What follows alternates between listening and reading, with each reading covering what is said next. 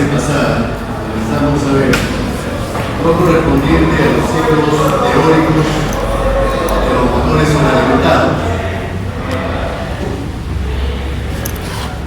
Dijimos previamente que la sobrealimentación a través de un turbocompresor era la forma más rápida, más eficiente y más económica de aumentar la potencia de un motor. Dijimos que este aumento ocupaba entre 25 a 35% y a veces más. Pero este hecho por sí solo es de suma importancia en los motores automotrices, donde incluso los ratios peso a potencia y precio a potencia de un motor sobrealimentado disminuyen con respecto al motor de presión natural. Si uno hace el cociente del peso con respecto a la potencia de ese motor sobrealimentado y lo compara con el mismo ratio con un motor de presión natural, resulta que el peso a potencia es menor en un motor sobrealimentado que en un motor de presión natural.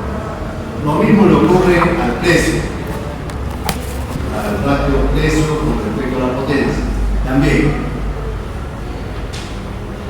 Pero la sobrealimentación por turbo compresor, tiene un defecto intrínseco. ¿Cuál es ese defecto? Y hicimos hincapié en eso, de que el turbocompresor es eficiente solamente a altas velocidades y con alta carga del motor. Cuando el motor desciende su velocidad, su carga, se vuelve ineficiente. Incluso es preferible explotar el turbo en estas condiciones de bajas cargas y baja velocidad. Entonces, los fabricantes de motores diésel sobrealimentados han tratado de mejorar el comportamiento, la performance del turbocompresor en los regímenes de baja velocidad.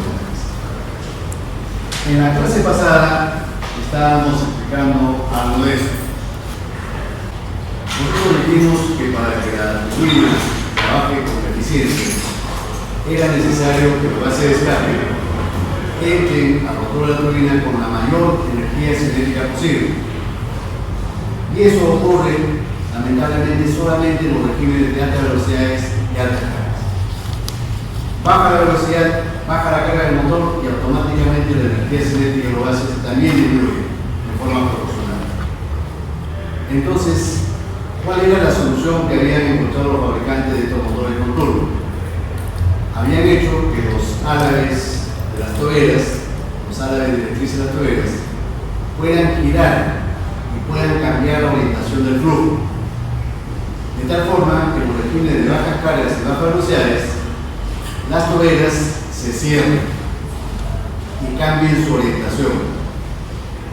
Es algo parecido a lo que hacemos cuando hay baja presión en el agua potable. Cuando tenemos que lavar algún hecho, por ejemplo la máquina de afeitar, y la presión del agua no es suficiente, ¿qué hacemos? No ponemos el dedo en el pico del caño para que el flujo reducir el área y la velocidad del chorro aumente, y con eso podemos recién limpiar o lavar la máquina de afeitar. Pues algo parecido ocurre aquí. Nosotros hacemos girar las toberas para que se cierren cuando la velocidad del motor disminuye. En este esquema se muestran los álabes de la turbina. Realmente en este caso es una turbina axial, pero para el efecto de explicar esto es lo mismo. Entonces, el objetivo que nosotros buscamos es que esta energía cinética de los gases, que se representa como el vector C1, no disminuya drásticamente cuando bajamos la velocidad del motor. Ahora, ¿qué cosa ocurre si nosotros no cambiamos la orientación de las tuberas? Entonces va a ocurrir que el nuevo triángulo de velocidades a la entrada de la turbina va a ser tal como se muestra con el triángulo con el color rojo punteado. Vemos que la velocidad del flujo ha bajado y algo peor, la velocidad relativa del flujo con respecto a los álabes ha disminuido el tamaño y se ha cambiado la inclinación con respecto a los álabes directrices, a los álabes del motor. Ya esta velocidad relativa ha dejado de ser tangencial al eje que pasa entre dos álabes sucesivos, y eso va a ocasionar pérdidas por turbulencia, ¿no? Y choques. ¿Qué cosa deberíamos hacer? Cerrar un poco la tobera para que aumente la velocidad C1 y además cambiar la orientación con un nuevo ángulo alfa 1', de tal forma que el vector de velocidad relativa de W1' vuelva a ser tangente al eje que pasa entre los álabes del rotor. ¿Por cierto? Adicionalmente, los turbocompresores, sobre todo los automotrices, tienen un dispositivo de seguridad. Un dispositivo de seguridad. ¿Para qué cosa es este dispositivo? Los rotores del turbocompresor es un motor que gira a alta velocidad. En los motores automotrices pequeños, la velocidad de un rotor de un turbo puede alcanzar velocidades de 80.000 a 120.000 revoluciones por minuto. Y en motores grandes puede llegar de 40.000 a 60.000. Pero esa es la máxima velocidad prevista por el fabricante. Si el rotor de ese turbo girase por algún motivo, por alguna razón, a una velocidad mayor, ¿no?, a la que he establecido, a la que he comentado, entonces obviamente que los esfuerzos de diseño se van a incrementar notablemente. Los esfuerzos por fuerzas centrífugas se van a incrementar. Y entonces, ¿qué cosa va a ocurrir? El rotor de la turbina se va a romper, va a fallar y se va a romper. Y entonces, al destruirse el rotor de la turbina, no solamente se destruye el turbo, sino que también destruye o puede destruir al motor. Esas esquirlas que salen a esa velocidad son como proyectiles que pueden destruir cualquier elemento mecánico. Entonces tenemos que protegerlo al motor para que el turbo no supere la velocidad preestablecida como máxima por el fabricante. Para eso se le pone un dispositivo que recibe el nombre de que es una válvula de derivación, una válvula de bypass. ¿Para qué sirve? ¿Cómo funciona? Vean ustedes, en el lado izquierdo está la turbina. Y esta válvula 4 es la que recibe el nombre de válvula Watzke. ¿Qué cosa va a pasar? En algunos regímenes, nosotros podemos derivar los gases para que salgan directamente al medio ambiente. Podemos bypasearlos, evitando que todos los gases pasen por la turbina. Solamente va a pasar una parte, una fracción de gases. Si no todos los gases pasan por la turbina, ¿qué le va a ocurrir a esta turbina? Va a trabajar con menos velocidad, va a disminuir su velocidad. ¿Por qué? Porque una parte de los gases los estoy bypaseando directamente al medio ambiente. ¿Y cuándo va a ocurrir eso? ¿Cuándo es que tengo que bypasear los gases directamente a la atmósfera? Cuando la turbina supere cierta velocidad. Cuando la turbina supere cierta velocidad, el rotor del compresor también va a girar más rápido. Y si el compresor gira más rápido, la presión que se genera a la salida es mayor. Esa presión mayor, esa sobrepresión, la podemos conducir mediante una cañería a este elemento 2, que es una cápsula o un diafragma, el diafragma 1. Una cápsula, la cápsula 2, con el diafragma 1. Este diafragma es un diafragma elástico. Cuando la presión del aire sobrepasa cierto valor, ese diafragma se va a deformar hacia la derecha, empujando consecuentemente al resorte yes, también a la derecha, ¿no es cierto?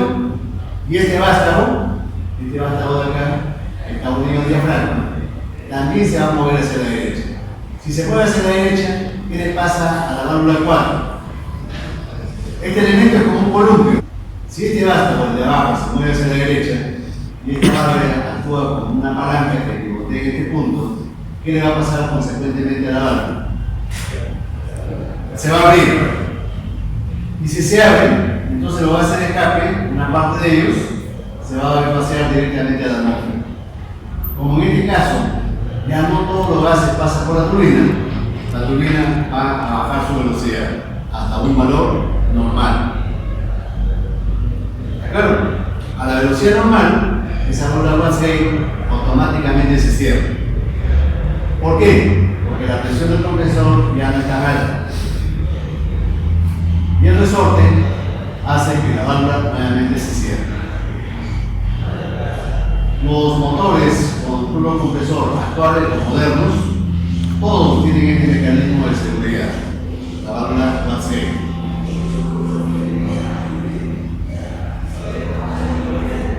Ahora, existe un criterio para clasificar a las turbinas de estos motores sobrealimentados por turbocompresor. Este criterio establece que las turbinas se pueden diferenciar según la forma cómo se deriven los gases al rotor de la turbina, cómo se conduzcan los gases de escape al rotor de la turbina. Según este criterio, las turbinas se clasifican en dos tipos: turbinas isobáricas de presión constante y turbinas de impulsos. ¿Cuál es la diferencia? ¿En qué consisten estas turbinas? ¿En qué consiste la turbina isobárica? En el esquema que se muestra en el ECRAN, bueno, ahí está el motor. Lo que está pintado de celeste representa el aire proveniente del compresor e ingresa a un colector común. Este es el colector. El colector, mediante tuberías, conduce el aire a cada cilindro. Pero en el escape también hay un colector llamado colector de escape. Colector de escape. A ese colector de escape confluyen todos los gases de los diferentes cilindros, los gases de escape de los diferentes cilindros, antes de que los gases ingresen al motor de la turbina. Antes que ingresen al motor de la turbina. ¿Y para qué se utiliza esto? ¿Para qué se utiliza el colector de escape? El colector de escape, efectivamente. Mire, si yo instalara un sensor en cada tubería de cada cilindro del motor, entonces ese sensor yo lo conectaría a un osciloscopio o a la PC o a una PC. Yo podría ver cómo cambia la presión en función del tiempo en esa tubería en particular. Es lo que se ve acá con la línea negra. Cuando se abre la válvula de escape del cilindro 4, por eso supongan ustedes que es el cilindro 4, la presión súbitamente se incrementa, alcanza un pico y paulatinamente comienza a descender paulatinamente a medida que transcurre el tiempo. Cuando la válvula de escape se cierra en ese cilindro, la presión realmente se vuelve cercana a la presión atmosférica. Y este proceso se repite cíclicamente en cada una de las válvulas o en cada uno de los tubos de escape de todos los cilindros del motor. ¿De acuerdo? Lo mismo le ocurre a la temperatura. Lo que está pintado de rojo es la temperatura en esa tubería. ¿Ya? En esa tubería de escape de cada cilindro. Yo vería lo mismo, ¿no? La temperatura, cuando la válvula de escape se abre, comienza a subir y después paulatinamente desciende hasta que la válvula de escape se cierre. Y esto se repite en todos los cilindros de forma cíclica. Ahora, ¿qué cosa ocurre realmente cuando los gases de escape salen de los tubos de escape correspondientes e ingresan al colector común? ¿Qué cosa le ocurre al flujo?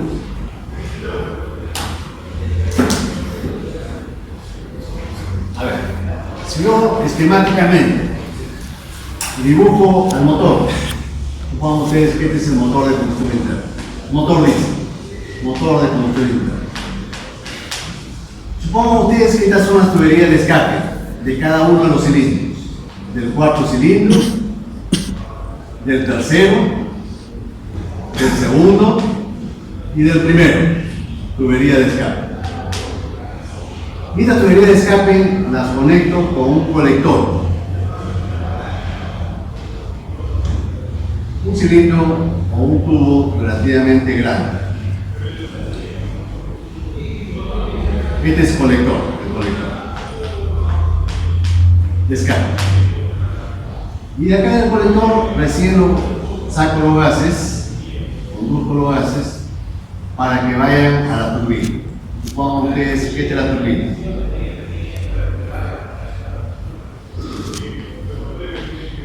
Turbina unida con el compresor.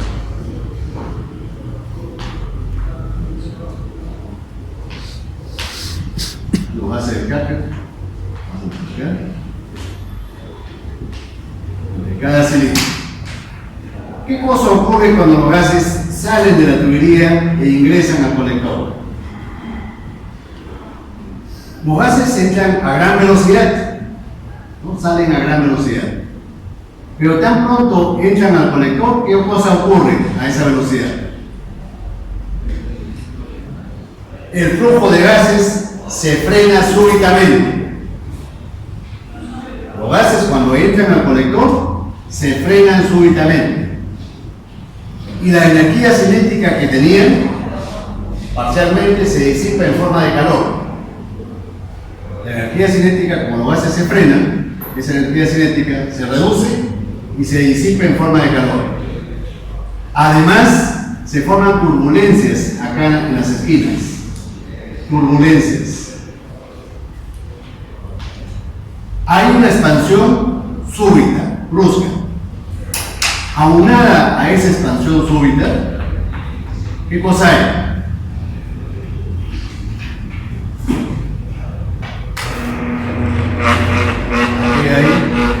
Expansión súbita.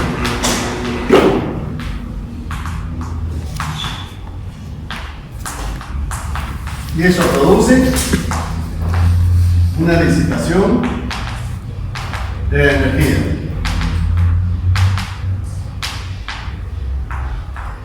Y además, turbulencias.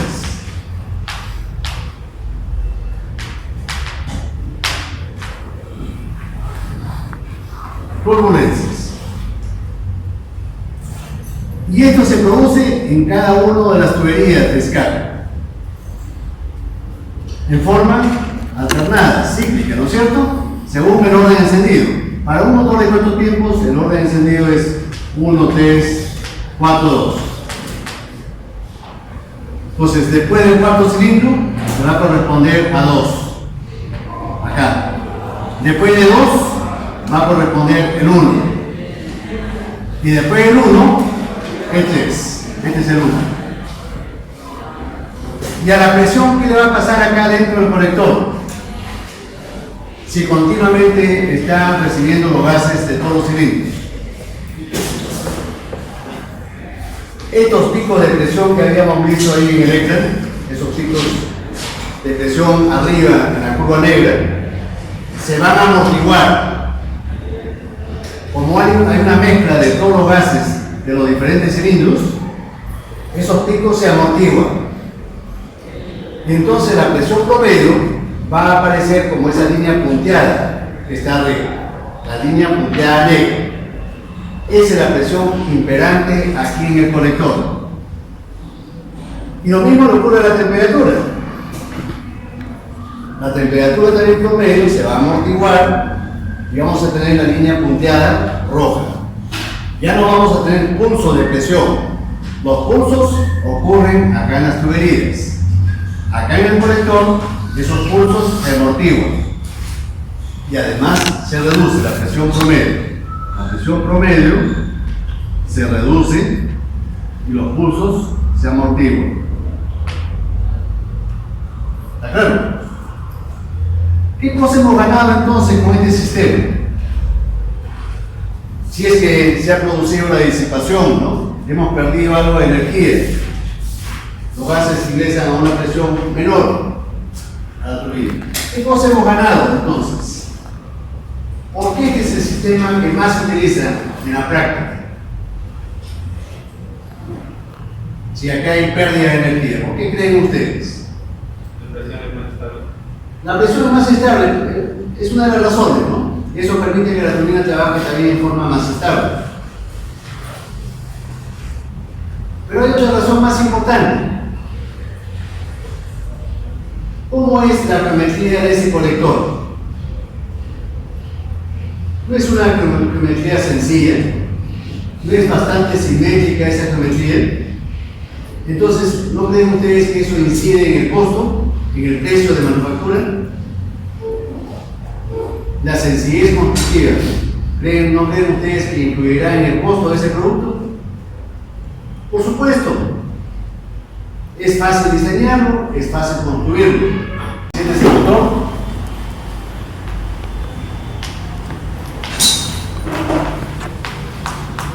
Estas son las tuberías. El cilindro 1, 2, 3, 4. Como ustedes que esta es la turbina. Y este es el compresor. Entonces, los gases del cilindro 4 deben ingresar, por ejemplo, por la parte superior. Supongan ustedes que el orden de encendido normalmente es 1, 3, 4, 2. Los gases del cilindro 2 deben ingresar por la parte de abajo. Los gases del cilindro 1 deben entrar por la parte frontal, por acá. Y los gases del cilindro 3 deberían ingresar por la parte posterior. 1 por el frente. ¿Ya? No queremos que haya un cambio de diámetro, cambio de sección, sino procurar que el diámetro sea constante. Que las tuberías sean lo más cortas posibles para que no se produzcan mayores pérdidas. Y que los diámetros de las tuberías se tengan relación con las válvulas.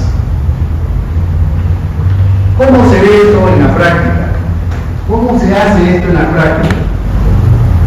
Vean ustedes.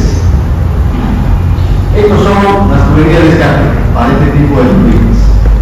¿Hay alguna razón para que le llamen espagueti? Por la forma, nosotros diríamos automáticamente que sí, ¿no? Tiene la forma de fideos entrecruzados. Y una persona neófita podría decir, bueno, aquí no hay nada de ingeniería, ¿no? Sin embargo, hay ingeniería de alto nivel. Acá tenemos que cuidar la aerodinámica en todo el sistema, que las pérdidas hidráulicas sean mínimas, longitudes cortas, diámetros constantes a lo largo de la tubería, que no haya cambios de sección, que las curvas sean las menores posibles, curvas suaves, no pronunciadas, para reducir las pérdidas. ¿De acuerdo? Ahora, vean ustedes, en este sistema de turbina de impulsos, acá, lo que se muestra en la parte superior izquierda, vean ustedes que se han juntado los gases de 1,4. Los gases de 1,4 llegan a la la parte izquierda de la turbina. Y los gases de 2,3 llegan a la parte derecha de la turbina. ¿Cómo es que yo puedo juntar los gases de 1,4? La idea no era que entren por separado a la turbina.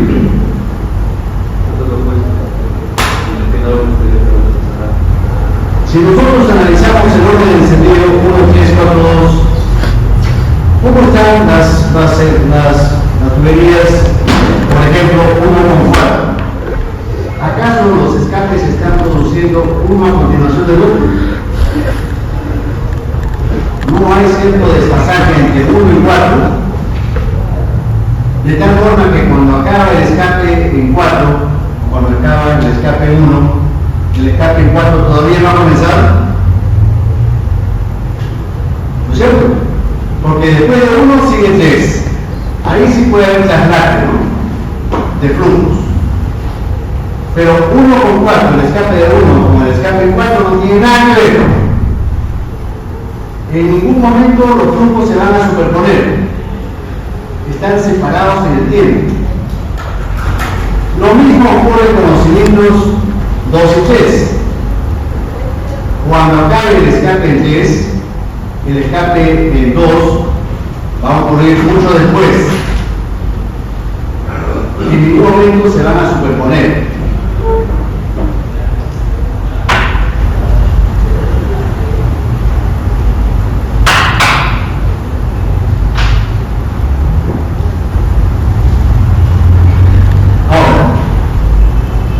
Esta forma de dividir la turbina y las toberas, o un tabique de esta forma, es un poco difícil de construir en la práctica. La idea de utilizar 1,4 y 2,3 sí es buena, pero la forma de dividir la turbina en dos partes, tal como se ve en el esquema, es difícil y caro. Lo más común es hacer esta construcción. Vean ustedes, esta es la carcasa de la turbina, ¿no es cierto? Y este es el conducto toroidal. ¿Qué cosas se ha hecho con el conducto toroidal? Se ha dividido con un plano perpendicular al eje de la turbina, en dos partes iguales. De tal forma que por la mitad izquierda ingresen los gases, por ejemplo, de 1,4. Y por la mitad derecha entren los gases de 2,3. Entonces, mantenemos el mismo principio que aquí, 1,4 y 2,3. Esto es más práctico, más barato y más fácil de construir.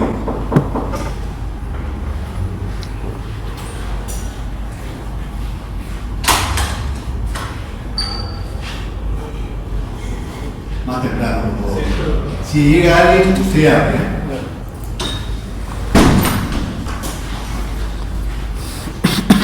Vean ustedes, acá tenemos el caso de un sistema de impulsos, un caso real. ¿Cómo están las tuberías?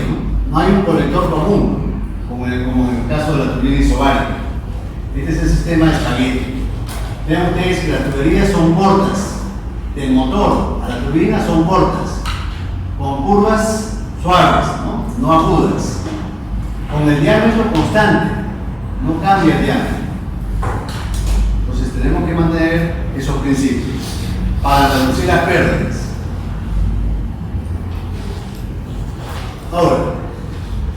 Ahora que ya sabemos cómo son estos sistemas físicamente, tenemos que ver cómo los podemos modelar termodinámicamente. ¿Cuáles son los ciclos teóricos de estos sistemas con motores sobrealimentados? Para la turbina isobárica, el ciclo termodinámico para la turbina isobárica, tanto en coordenadas presión-volumen como temperatura-entropía. Acá se puede ver la zona del turbocompresor.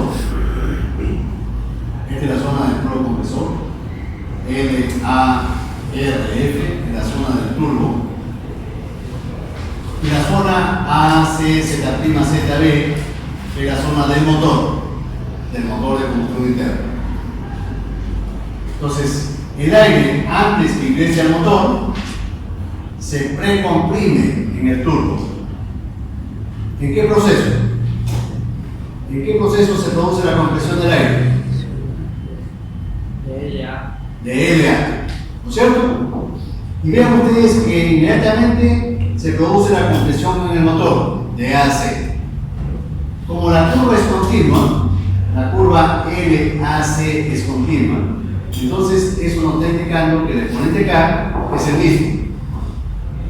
El exponente K es el mismo. Después ocurre la transferencia de calor. En el proceso C, Z', se produce la expansión de Z a B y después ocurre el proceso BA. ¿En qué parte del motor ocurre el proceso BA? Vean ustedes que la presión de BA súbitamente cae y se pierde calor. 1, 2. Este ciclo en las coordenadas TS es como se observa en el eje. La parte del motor, AC, Z', y la parte del turbo, LARF, la parte del turbo compresor. ¿De acuerdo? Vean ustedes que acá hay una discontinuidad. De B a R hay una discontinuidad, hay una pérdida de energía, pérdida de trabajo. Esa pérdida de trabajo, obviamente, son las que se producen acá en el colector. Cuando el flujo sale de los tubos y entra al colector, ahí se pierde energía. Este hueco que vemos acá, esta discontinuidad, es la pérdida de energía debido a esa expansión brusca. Vean ustedes que en el diagrama TS, el punto R tiene más entropía que el punto B. ¿Qué significa eso? Que tenga más entropía. Pérdidas irreversibles. Las pérdidas irreversibles causan aumento de la entropía. Por eso la entropía en R es mayor que en B. ¿De acuerdo? Noten ustedes que se forma un pequeño ciclo, LARF. Ese ciclo es un ciclo Brayton. Es un pequeño ciclo Brayton, LARF.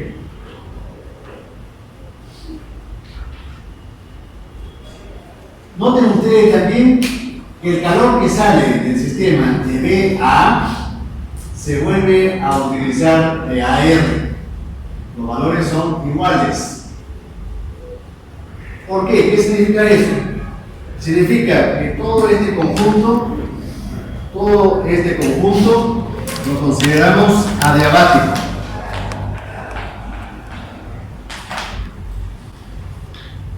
¿Y por qué lo consideramos adiabático? Si el colector es de fierro fundido y las tuberías también son de fierro fundido, y el fierro fundido transfiere calor. ¿Cómo es que lo podemos considerar adiabático a estos dos elementos? Si son metálicos.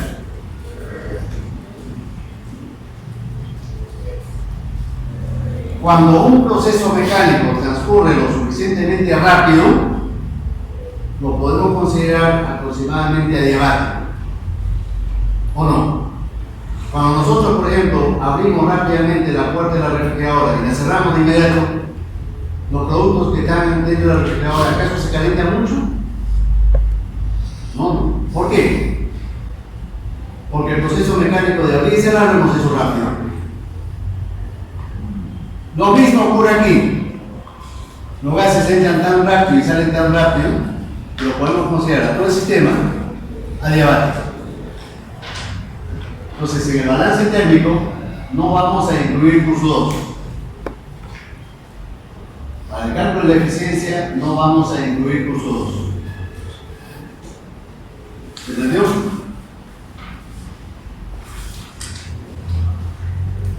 ¿Cómo es el caso del ciclo con turbina de impulsos? Vean ustedes, está bien, ¿no? Aquí tenemos la parte del turbo, LABF, la parte del turbo, Y la parte del motor es A, C, Z', Z, B, la parte del motor.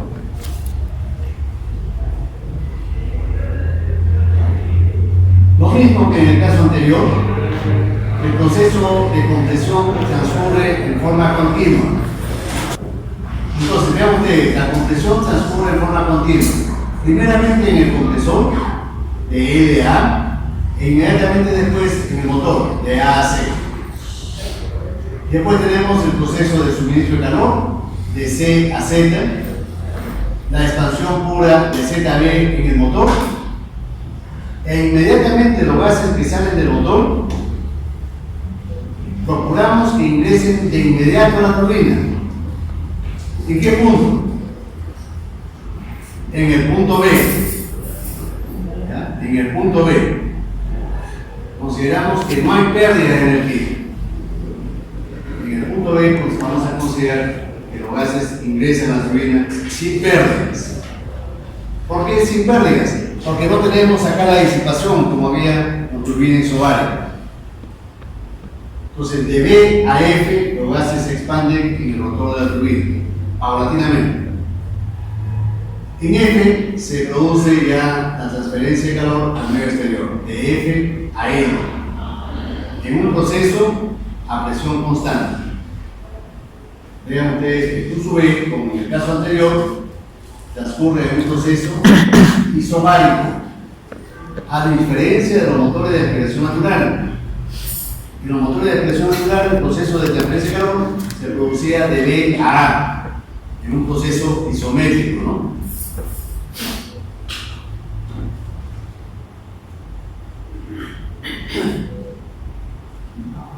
Habíamos comentado de que en los motores grandes, en los motores con gran grado de aumento de la presión en el compresor, cuando P sub K superaba el valor de 2 o 2,2, ¿recuerdan qué cosa era P sub K? El grado de sobrealimentación en el compresor, efectivamente. Cuando ese P sub K superaba el valor de 2 o 2,2, era recomendable ponerle un intercooler. ¿Y cuál era la razón del intercooler? ¿Para qué se le ponía intercooler? El intercooler es una especie de intercambiador de calor, es un radiador, es un enfriador para aumentar la densidad del aire antes que ingrese al motor. Ese enfriamiento provoca aumento de la densidad del aire antes que ingrese al motor. ¿Claro? Entonces, si nosotros quisiéramos representar el ciclo de ese motor con turbina isobárica y además con intercooler, tendríamos este ciclo, ¿no? De L a A', es la compresión en el compresor. Sale el aire del compresor en A' y entra al intercooler. Y se produce un enfriamiento teóricamente, idealmente isobárico, de A' a A. En la práctica sabemos que la presión en A baja un poquito con respecto a A'. Luego se produce la compresión en el motor de A a C, la transferencia de calor de C a Z, la expansión de ZB y después se repite lo que hemos visto, ¿no? De B a A es la salida de los gases a través de las tuberías, de A a R es la disipación de calor cuando los gases entran al colector, de R a F es cuando los gases se expanden en la turbina, de R a F. Esto es la representación en coordenadas temperatura-entropía.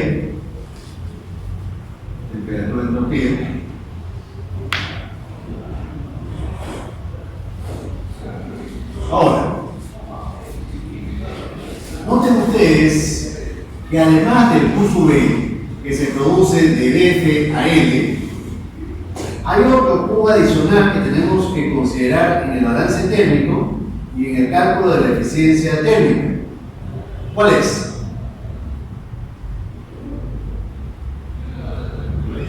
Porque normalmente lo que considerábamos acá, anteriormente, era solamente este Q sub E. Y este o este otro. Era el único Q sub E. Pero acá estamos considerando otro Q sub E, vean ustedes. Q sub E prima. ¿Dónde se produce eso? En el intercooler. Eso también lo consideramos pérdida. Porque efectivamente ahí el aire lo estamos enfriando. ¿Está claro? Si nosotros comparásemos la eficiencia de estos dos ciclos, del ciclo C con el ciclo A, C con A, considerando que el motor es el mismo y que el calor Q sub A es el mismo, ¿cómo sería la eficiencia? ¿Cuál sería más eficiente? ¿El ciclo A o el ciclo C? El A, efectivamente. ¿Por qué? Menos pérdidas. ¿Por qué C se está produciendo una pérdida adicional en el intercooler? Algunos fabricantes al intercooler también, por si acaso, le dicen aftercooler, porque está después del compresor. Depende cómo uno lo enfoque, ¿no? Algunos lo enfocan que está entre el compresor y el motor, por eso le llaman inter. Otros consideran que está a la salida del compresor, por eso le llaman after. Es lo mismo.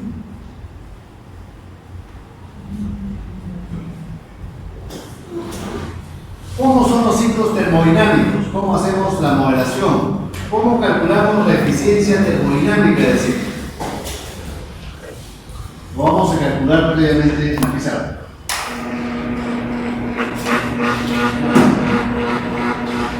La fórmula para el cálculo de Q sub A y de Q sub B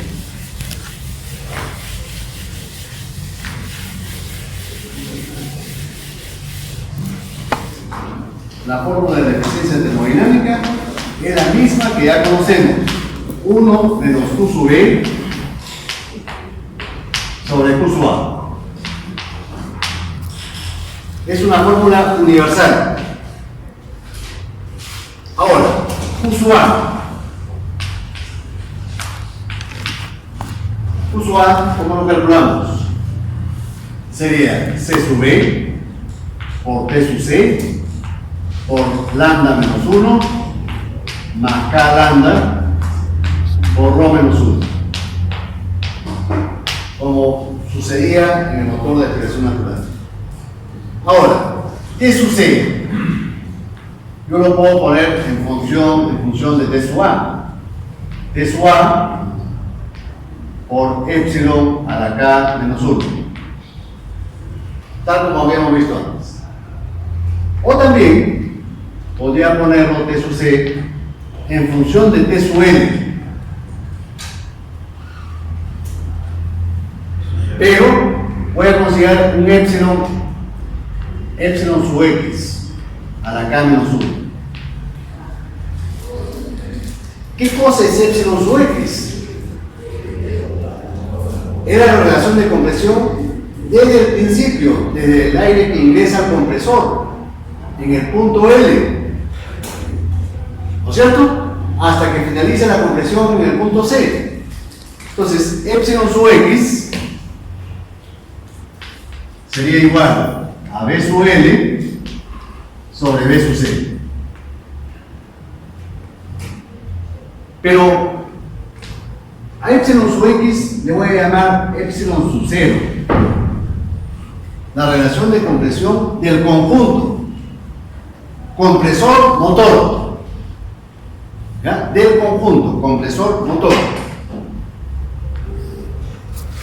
Y efectivamente, yo puedo poner esto así: B sub L sobre B sub A o B sub A sobre B sub C. B sub L sobre B sub A, ¿qué cosa es?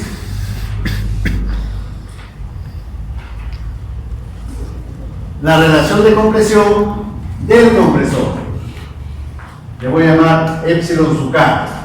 Relación de compresión del compresor. Y P sub A sobre B sub C, ¿qué cosa es? Del motor, efectivamente, la relación de compresión del motor. Entonces, esto lo puedo poner así: C sub B por T sub L por epsilon sub 0 a la K menos 1 por el término entre corchetes. Lambda menos 1 más puntos suspensivos. Es una fórmula muy parecida a la que hemos visto. La única diferencia es que aquí tenemos epsilon sub 0 en vez de epsilon y tenemos T sub L en vez de T sub A. En la práctica, por supuesto, T sub A y T sub L es lo mismo, casi lo mismo. T sub A y T sub L es casi lo mismo. Ahora, para el cálculo de Q sub E, Q sub E, ¿cómo lo calculamos? En este caso, Q sub E es un proceso isobárico. Es igual a C sub P por T sub F menos T sub L. Si yo factorizo T sub L, me va a quedar T sub F sobre T sub L menos 1. Cuando yo calcule la eficiencia termodinámica y haga el cálculo de Q sub E sobre Q sub A, obviamente el T sub L se va a simplificar. Pero va a aparecer C sub P sobre C sub E. Eso es K. ¿Cómo calculo esa relación T sub F sobre T sub L? Yo podría pensar, con la lógica de la clase pasada, que tendría que hacer un cálculo regresivo, ¿no es cierto? De F pasar a Z, de Z a Z', de Z' a C y de C a L. Pero voy a utilizar, eso lo puedo hacer, voy a utilizar un hecho circunstancial. ¿Cuál? Que el calor que se pierde en el proceso de B a A es igual al calor que se gana de A a R. Dijimos eso, ¿no es cierto? Considerábamos que los tubos y el colector, el conjunto era aislado térmicamente. Entonces, ¿cuánto de calor se pierde de B a A? Es un proceso isométrico y por lo tanto sería C sub B por T sub B menos T sub A. ¿Cuánto es lo que se gana de A a R? Sería C sub B por T sub R menos T sub A. Yo factorizo T sub A. ¿Y qué me va a quedar? Y lo simplifico, ya, de una vez. Me va a quedar T sub B sobre T sub A menos 1. El C sub B lo paso al otro lado. ¿Y qué me queda? Si lo paso al otro lado, ¿qué me queda? K. Como el T sub A ya no es simplificado, me va a quedar T sub R sobre T sub A menos 1. Pero dije que se formaba un pequeño ciclo Brayton, ¿no? En la parte inferior derecha de la fórmula del ciclo. Entonces, en ese ciclo Brayton, ¿qué se cumple? La relación T sub A es a T sub L. ¿Cómo? T sub R es a T sub F. ¿Por qué se cumple esta relación? Porque la curva LA y la curva RF están entre las mismas isobáricas. En la isobárica AR y en la isobárica EDF. Ambas curvas están entre las mismas isobáricas. Por eso es que se cumple esta relación. si se cumple esto, yo puedo obtener que T sub R es a T sub A, como T sub F es a T sub N. Justo lo que necesitaba, ¿no? Reemplazo esto aquí.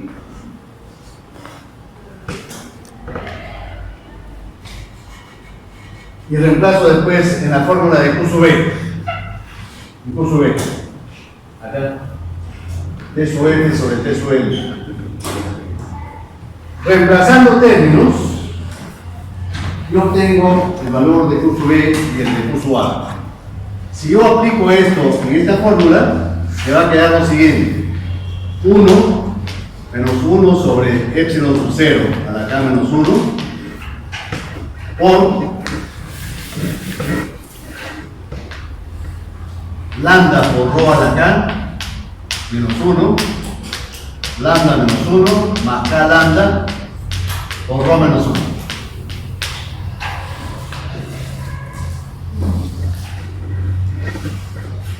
Pero esta fórmula nos parece conocida, ¿no? O por lo menos semejante. ¿Semejante a cuál? A la del ciclo dual simple.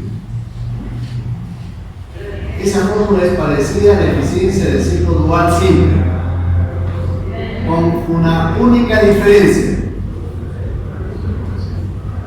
Aquí aparece epsilon sub 0. En el ciclo dual simple es epsilon. ¿Cuál es mayor? ¿Epsilon sub 0 o epsilon? Obviamente que epsilon sub 0, como acabo de escuchar. Epsilon sub 0, como epsilon sub 0 es mayor que epsilon, entonces esto va a implicar que la eficiencia termodinámica de un ciclo sobrealimentado con turbina isobárica sea mayor que la eficiencia termodinámica de un ciclo dual simple con el mismo motor.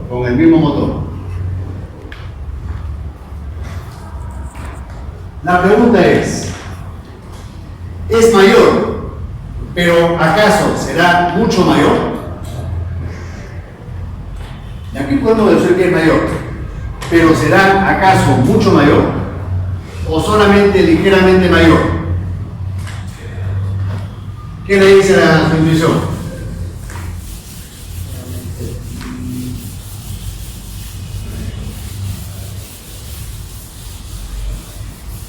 La intuición así científica, ¿qué le dice? ¿Es solamente ligeramente mayor o mucho mayor? ¿Qué cree? Ligeramente mayor. ¿Por qué? Porque sabemos que la tendencia de la curva de la eficiencia termodinámica en función de epsilon es una curva que paulatinamente se va aplanando a medida que epsilon crece. Si el valor de epsilon está acá, por ejemplo, el valor de epsilon sub 0 se encontrará a la derecha.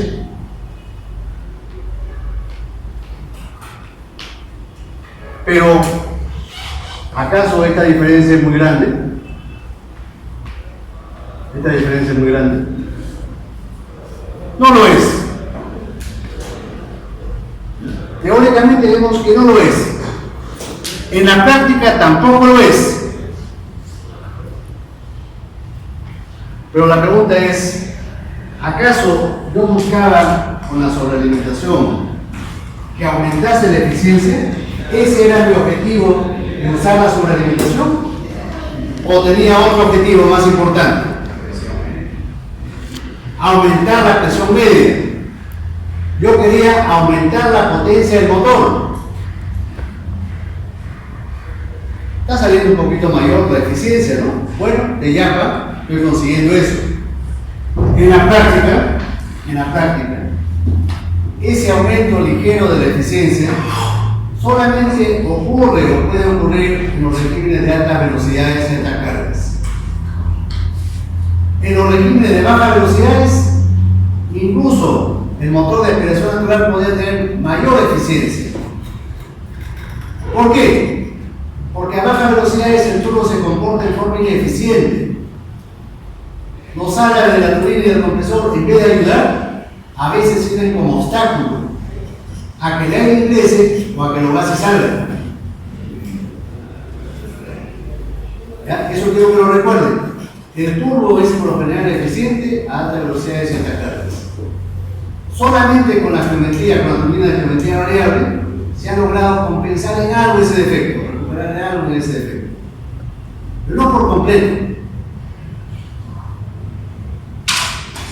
¿Se entendió? Para el caso de la turbina de impulsos, después lo vuelvo a subir. Vean, la compresión también se realiza en dos etapas, como en el caso anterior, de L a A en el compresor y después de A a C en el motor. El suministro de calor transcurre de C a Z, en dos partes, ¿no? Porque es un ciclo dual sobrealimentado. La expansión en el motor transcurre de Z a B. Y vamos a considerar que inmediatamente en B los gases pasan a la turbina, sin pérdidas. Por eso que vamos a considerar que la expansión es continua desde Z hasta F, a la salida de la turbina. La entrada es en B y la salida es en F. Pero vamos a considerar que la expansión es continua, desde el motor hasta la salida de la turbina, en F. La pérdida de calor, el rechazo de calor se produce de F a L, también en forma isobárica.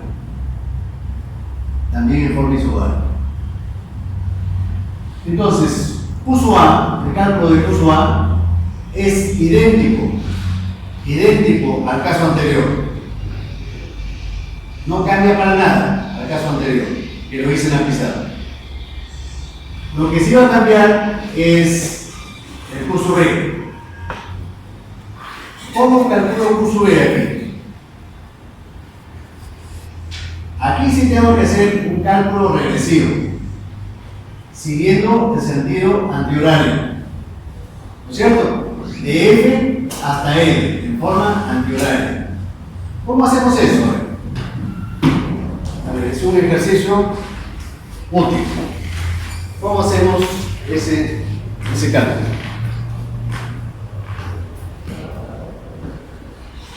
T sub F, porque Q sub B, como en el caso anterior, es igual a C sub P por T sub L por T sub F sobre T sub L menos 1, como en el caso anterior. Pero lo que tengo que calcular es T sub F sobre T sub F.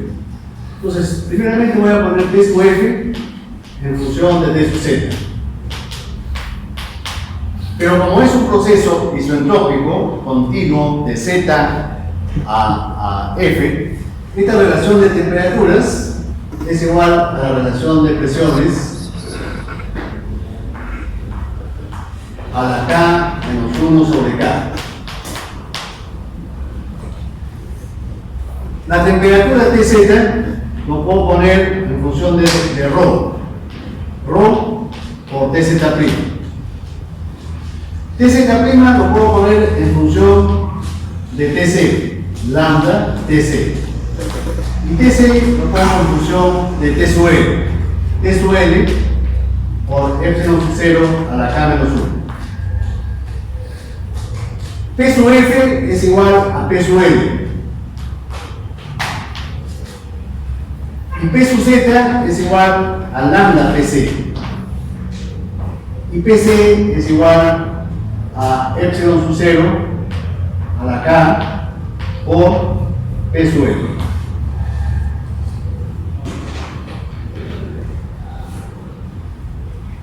Entonces, si yo simplifico algebraicamente toda esta expresión, ¿qué cosa obtengo? Que T sub F es a T sub L, como lambda es a la 1 sobre K por ρ.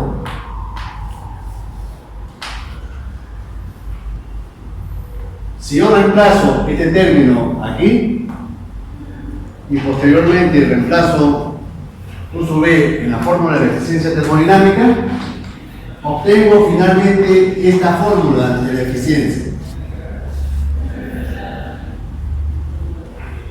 Si yo comparo esta fórmula con la anterior de la turbina isobárica, voy a notar que solamente difieren en el numerador de este quebrado, en este numerador. Es el término diferente. Se puede demostrar matemáticamente, pero para mí es mejor la intuición física, experimental. ¿Cuál creen ustedes que es más eficiente?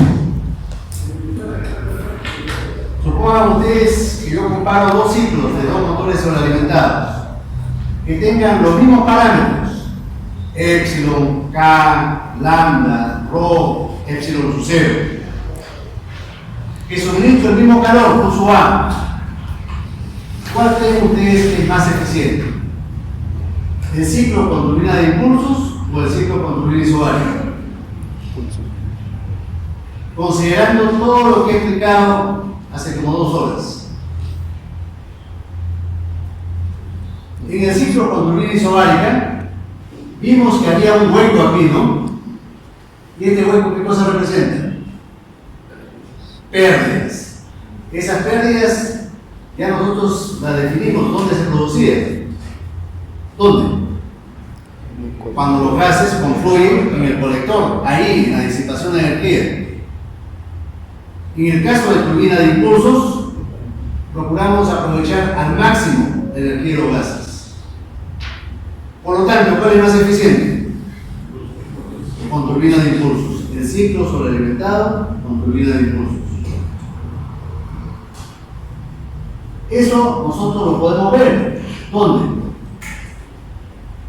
Si ustedes han sido acuciosos y han revisado la información que les he enviado, seguramente han visto esto.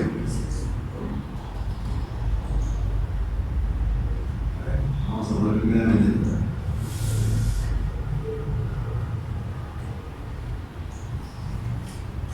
En esta hoja, en este libro de esta hoja de cálculo, que se llama Turbina de Impulsos y Comparación, Turbina de Impulsos y Comparación, así he puesto el nombre de esa página, de ese libro. Yo comparo 3 ciclos. El ciclo dual simple, que es el ciclo verde. El ciclo sobrealimentado con turbina isobárica, la curva anaranjada. Y el ciclo sobrealimentado con dual con turbina de impulsos, la curva celeste. Se nota que las eficiencias es mayor en el caso del sistema sobrealimentado con turbina de impulsos. A continuación es el motor sobrealimentado con turbina isobárica, y el que tiene más baja eficiencia es el ciclo dual simple. Sin embargo, como estas curvas se encuentran muy juntas unas de otras, las eficiencias son parecidas. Vean ustedes, si yo considero un lambda igual a 2, que es normal, un valor normal de lambda, vean ustedes, el ciclo simple tiene 54,8% de eficiencia. El ciclo sobrealimentado con turbina isobárica, 59,85%. Y el ciclo sobrealimentado con turbina de impulsos, 65,5%. Ha aumentado la eficiencia en 10%. En 10%. En el caso real, ese aumento es menor. Es 3-4% mayor en un caso real, en un motor real. Recordemos, sin embargo, que nuestro objetivo fundamental no era aumentar la eficiencia de la máquina. nuestro objetivo principal era aumentar la potencia del motor, aumentar la presión media del motor. Eso se puede ver aquí abajo, ¿no? He graficado la presión media con respecto al ángulo. Para un mismo lambda, vean ustedes, aquí sí notamos una gran diferencia de la presión media de estos ciclos sobrealimentados con el ciclo dual simple. Mientras el ciclo dual simple tiene una presión media de 10,2 bares, los ciclos sobrealimentados fluctúan entre 16 y 17,5. Hay un aumento de 70% de la presión media. Ese valor discrepa con el valor real. ¿Cuánto es el valor real? ¿En cuánto aumenta la potencia del motor con la sobrealimentación? Lo he dicho como 40 veces ya. De 25 a 35%. Ahí te las 51 veces. De 25 a 35, a veces un poquito más. Pero acá me está saliendo 75% más. Recordemos que este es un cálculo numérico, un ciclo ideal, teórico.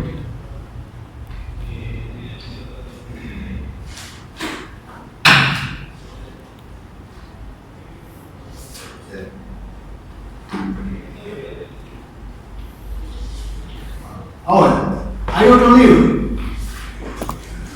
En este libro yo comparo la eficiencia de una turbina isobárica con y sin intercooler. Con y sin intercooler. Ya mencionamos en la clase que cuando el sistema tiene intercooler, la eficiencia baja un poquito, porque se pierde calor al enfriar el aire, ¿no? Por ejemplo, con lambda 2 pasamos de una eficiencia de 64% a una eficiencia de 63%. Ha bajado en 1%, en una unidad. Ha bajado la eficiencia, pero no es mucho, es mínima. Pero lo que sí hemos ganado, de forma clara y evidente, es en la presión media. La presión media ha subido de 17,7 a una presión media de 20,4. En la práctica, cuando nosotros ponemos un intercooler, la presión media aumenta de 10 a 12%. La presión media aumenta de 10 a 12% en la práctica, en un caso real.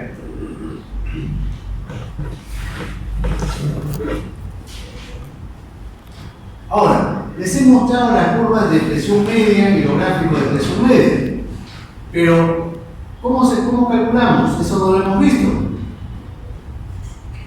Me he salteado eso. ¿Cómo es el cálculo de la presión media? Aquí está. La presión media, vean ustedes, corresponde a una fórmula también conocida ampliamente. Es el trabajo por ciclo y por cilindro, de doble mayúscula. Y en el denominador se pone B sub H. ¿Qué cosa es B sub H?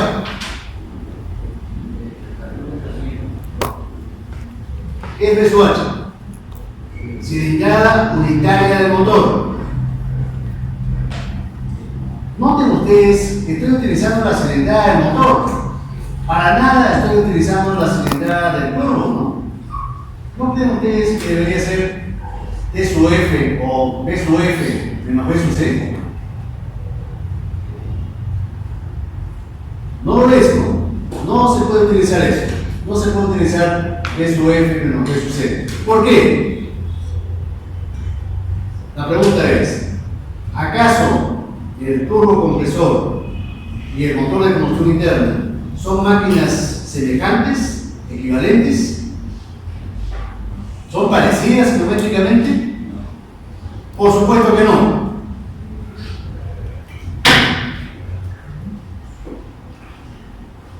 última vez que le digo, por favor. Si no puede ir al baño y empujarse la cara. En cuanto a tamaños, si hacemos una comparación en tamaños, ¿acaso el turbo es del mismo tamaño que el tamaño del motor? Es mucho menos, ¿no? Tercero, ¿acaso en el turbo, acaso en el compresor hay algún volumen que se desplace? En el motor, por ejemplo, cuando el pistón se mueve, desplaza un volumen del punto muerto inferior al punto muerto superior. Pero acá no tenemos eso en el turbo compresor. Es un flujo continuo, ¿no? Por eso es que no se pone el B sub H del conjunto, se pone el B sub H del motor. B sub H del motor. Entonces vean ustedes, ¿qué más sigue? El trabajo neto total de doble mayúscula es la masa por Q sub A por la eficiencia termodinámica. Si yo hago las transformaciones, vean ustedes, aparece acá un B sub H. Si yo pudiera de alguna forma poner C sub E en función de R y B sub H en función de B sub L, va a aparecer ahí en esa fórmula un término que es M por R por T sub L entre B sub L. ¿Eso qué cosa es según la ecuación de los gases ideales? Repito, M por R por T sub L sobre B sub L. ¿Qué es eso? La presión, T sub L. Ahora, ¿cómo pongo esos términos en función de los términos adecuados?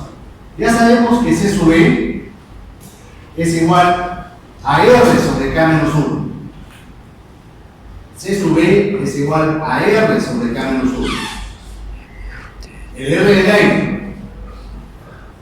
Esa fórmula tienen que ustedes saberla de memoria. El valor numérico del R del aire también tienen que saberlo de memoria. Ahora, ¿cómo pongo B sub H en función de B sub E? Utilizo estas relaciones. La primera es conocida por nosotros. B sub H sobre B sub A es igual a epsilon menos 1 sobre epsilon. Esa fórmula ya la conocemos. Ahora, B sub L sobre B sub A, ¿qué cosa es? Es una definición que acabamos de dar. ¿Qué cosa es B sub L sobre B sub A? B sub L sobre B sub A, ¿qué cosa es?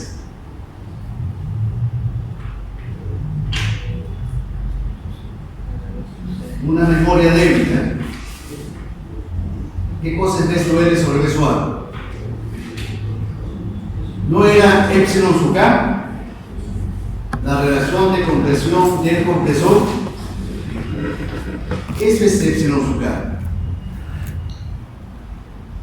Ya sabemos que epsilon sub 0 es igual a epsilon sub K por epsilon.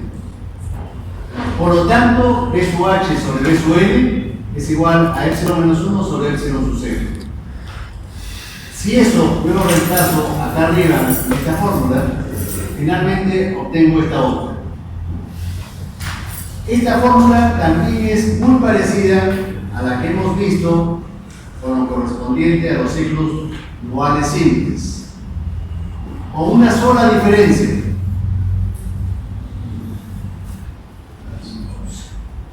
O con dos diferencias. En la fórmula del ciclo dual simple, en vez de P sub L aparecía P sub A. Pero en la práctica es lo mismo.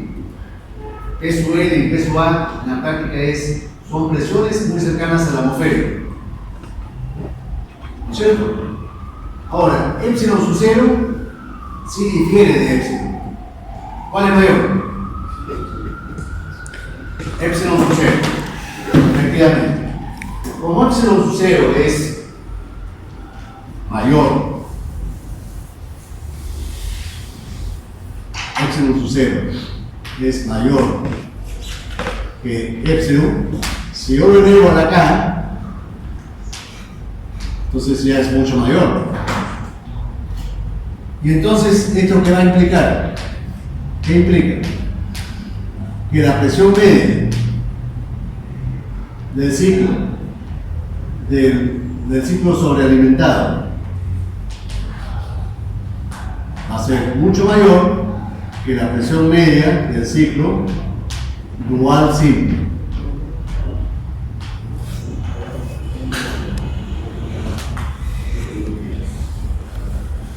Y eso sí concuerda con el objetivo para lo cual nosotros habíamos instalado el turbo. Esto sí cumple el objetivo.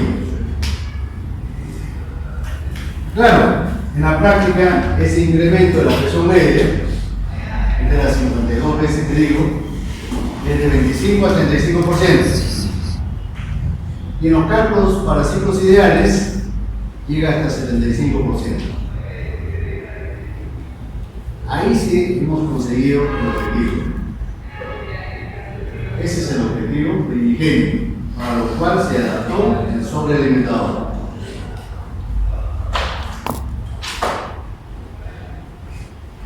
Ahora, muchas personas y muchos alumnos piensan que el aumento de la presión, el aumento de la potencia del motor, aparece de la nada. La potencia, el incremento de la potencia del motor sobrealimentado aparece de la nada, solamente porque le puse el turbo. ¿Eso es cierto? No.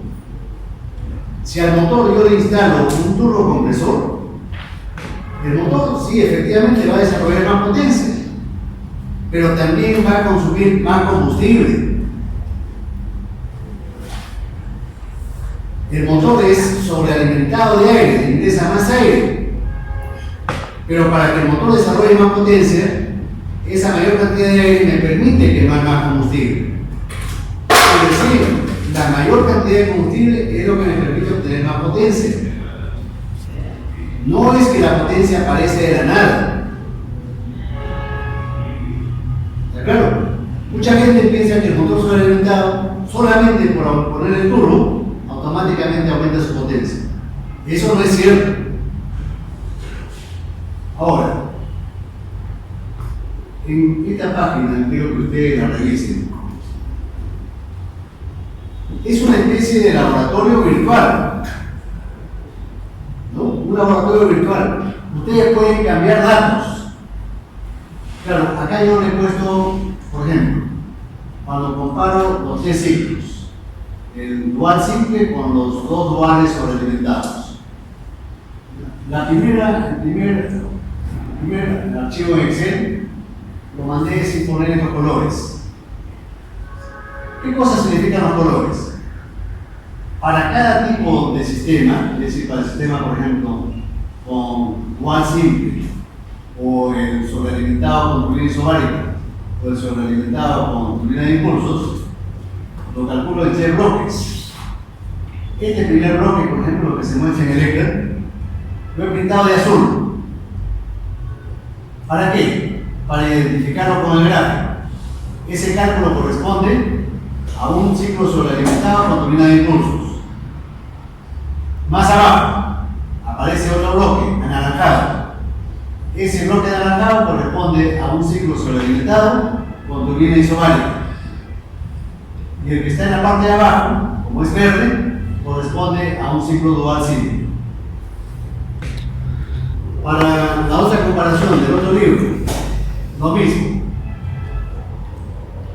El motor con turbina isobárica sin intercooler es el bloque azul, todo este bloque de acá. Y el bloque que está más abajo, anaranjado, corresponde a un ciclo sobrealimentado con turbina isobárica. La eficiencia termodinámica responde a una fórmula universal, que es el trabajo neto. Trabajo neto puede ser neto sobre Q sub A. Dijimos que el Q sub A es el calor ideal suministrado al ciclo o suministrado al motor real, pero es la magnitud ideal. En el caso del motor real, no se deben considerar pérdidas en este cálculo de cruz A. No se deben considerar pérdidas. Es decir, yo debo calcularlo así, ¿no? H, la masa del combustible, por HU, el poder calorífico inferior, y como es un calor específico, sobre la masa del aire. Este es Q sub A. ¿De acuerdo? Ahora,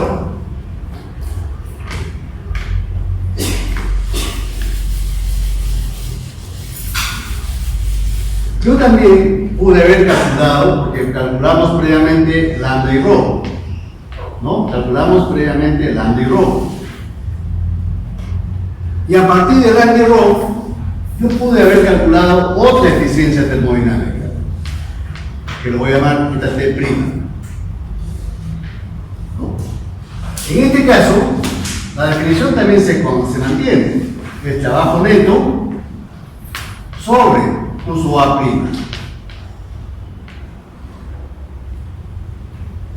En este caso, Q sub A' sí toma en cuenta la eficiencia de la combustión, las pérdidas. ¿No es cierto? ¿Por qué? ¿Cómo puedo afirmar yo eso? Que en esta fórmula estoy considerando Q sub A' y Q sub A' toma en consideración las pérdidas. Porque para la determinación del lambda y rho, yo voy a establecer una ecuación de balance de energías. Yo puse que la eficiencia de la combustión por la masa del combustible, por el poder calorífico, era igual a la masa del aire, por C sub B, por T sub C, por lambda menos 1, más K lambda por rho menos 1. ¿No es cierto? Es decir, para determinaciones de lambda y rho, estoy considerando implícitamente las pérdidas. Para el cálculo de lambda y rho, estoy considerando las pérdidas en la combustión. Por lo tanto, el calor que estoy considerando es un calor con pérdidas. ¿Está claro? Ahora, si yo a esto, por ejemplo, lo multiplico por Q sub A' y lo divido entre Q sub A, y lo mismo hago acá, al otro lado de la ecuación.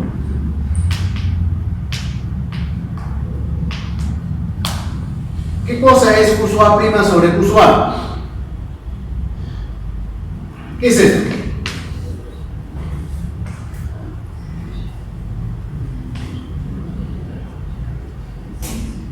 Cualquiera. Intuitivamente. ¿El interpool? ¿Perdón? ¿Del interpool? No, del intercooler no. Eso es la eficiencia de la combustión. ¿No es cierto? El Q sub A ideal es esto. Esto de acá es el Q con pérdidas. Y si lo divido entre la masa del aire, tengo eso. Esto es el Q sub A'.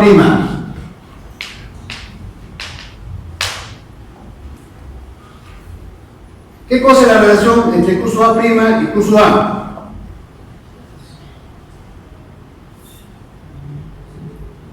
¿Cuál es la relación? Mentalmente, eficiencia de la combustión. Este término es la eficiencia de la combustión. Por lo tanto, la eficiencia térmica es igual a la eficiencia térmica esta T' por la eficiencia de la combustión.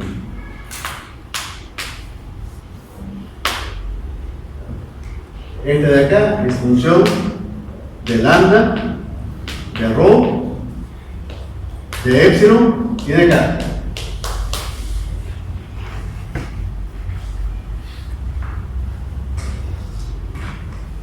¿De acuerdo? Y si quiero también, para que quede más claro todavía, también depende de la eficiencia de la combustión.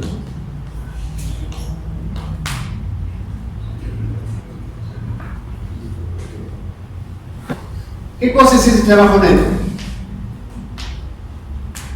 trabajo de expansión menos trabajo en la compresión. ¿Cuál es el trabajo de expansión? Solamente consideré yo el trabajo que se produce de ZB. Y no consideré que hay una expansión previa de Z' a Z. Me faltó esto. Menos el trabajo de compresión de AC.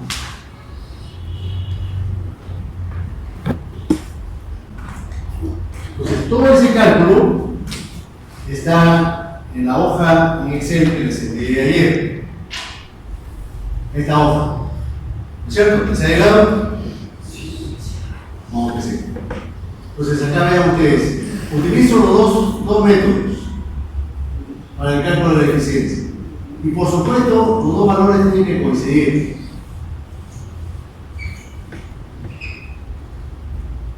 Esto es mediante un método y el segundo es con otro método, diferente. Las presiones medias también con los dos métodos tienen que coincidir. Estos resultados quiero que sí los revisen minuciosamente. Los cálculos de eficiencia y presión media con los dos métodos, quiero que los revisen minuciosamente. De hecho, que alguna pregunta del examen va a estar vinculada con eso, de todas maneras. Ya me estoy anticipando.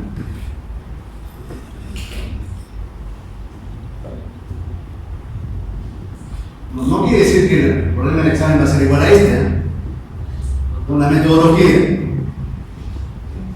las consideraciones. Eso va a intervenir en la pregunta del examen. El hecho, por ejemplo, de que para el cálculo de la eficiencia, el calor que considero es el calor máximo ideal. Eso tiene que estar bien claro.